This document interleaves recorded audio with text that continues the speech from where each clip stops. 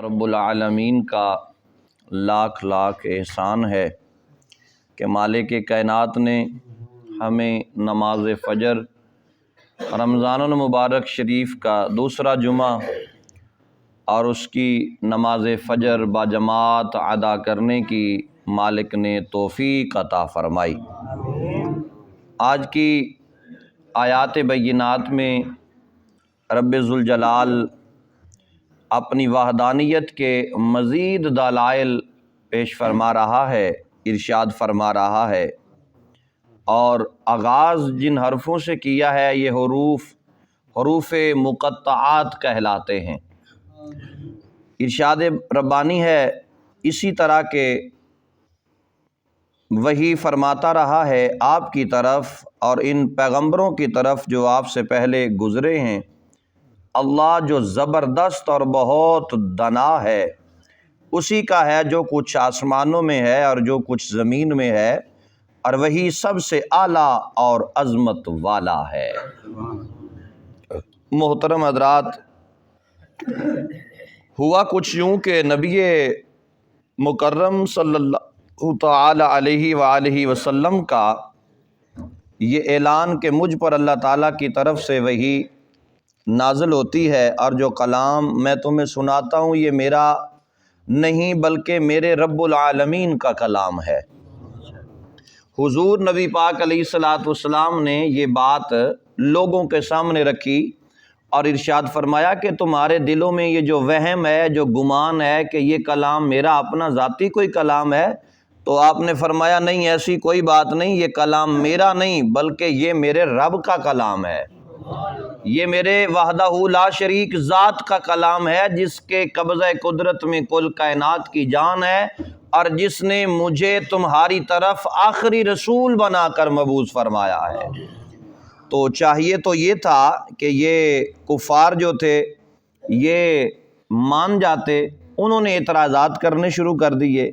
اس اعلان نے کفار مکہ کو گوں نہ گوں حیرانیوں میں مبتلا کر دیا تھا۔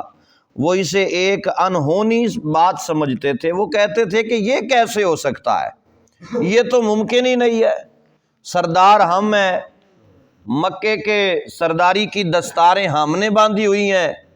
اور یہ یتیم ہو کر اعلان نبوت کر رہا ہے۔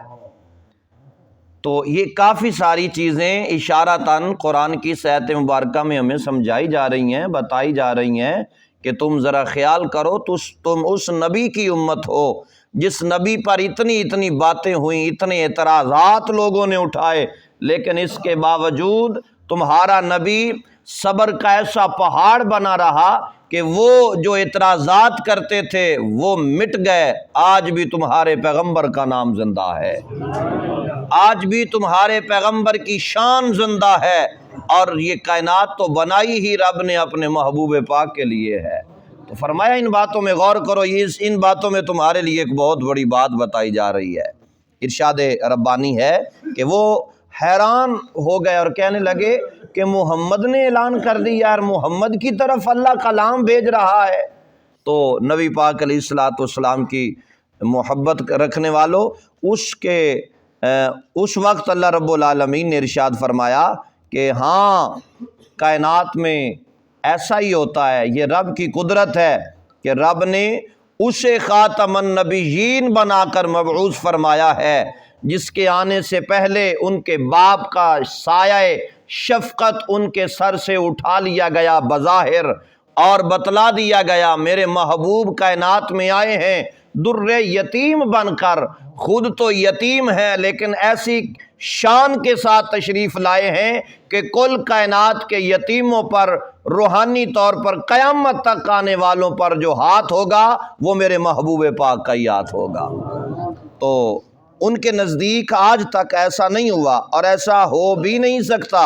کہ خدا تعالیٰ کسی بندے سے ہم کلام ہو۔ وہ کہتے ہیں، ان کی اس غلط فہمی کو دور کرنے کے لیے اللہ رب العالمین نے فرمایا کذالک، یہ ایت مبارکہ کا حروف مقطعات کے بعد پہلا لفظ ہے،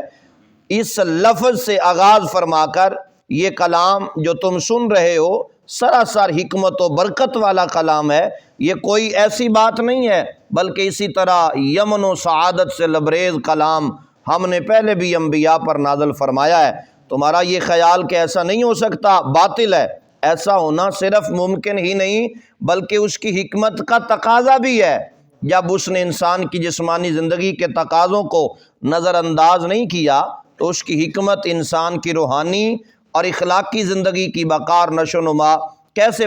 پس پشت ڈالی جا سکتی ہے؟ اسی لیے فرمایا العزیز الحکیم،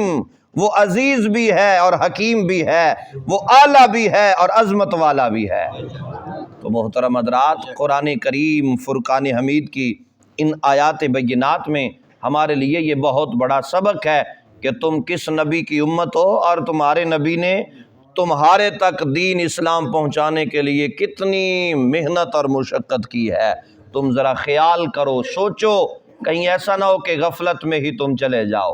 اور محترم حضرات، جب بلندیوں اور پستیوں میں جو چیز ہے وہ سب اس کی ملکیت ہے تو اس کے بغیر اور کس کو یہ حق پہنچتا ہے کہ وہ انسان کے لیے کوئی ضابطۂ حیات تجویز کرے؟ بلکہ اس کے بغیر اور کون ہے جس کے پاس اتنا علم اور قدرت ہو کہ وہ اس نہایت پیچیدہ اور از حد اہم کام کو حسن و خوبی سے انجام دے سکے؟ جن کو اس کا ہمسر بنایا جاتا ہے یا جو بدقسمت اس کا ہمسر بننے کی ناکام کوشش کرتے ہیں، وہ تو سب اس کی مخلوق اور اس کے مملوک ہیں، ان کا علم بھی محدود ہے اور ان کی قدرت بھی ناتمام ہے۔ خود سوچو، خالق و مخلوق، مالک و مملوک، عالم اور جاہل، قادر اور عاجز، جو بھی کبھی ایک جیسے ہو سکتے ہیں؟ اللہ تعالیٰ سب سے اونچا اور اعلیٰ اور سب سے زیادہ عظمت و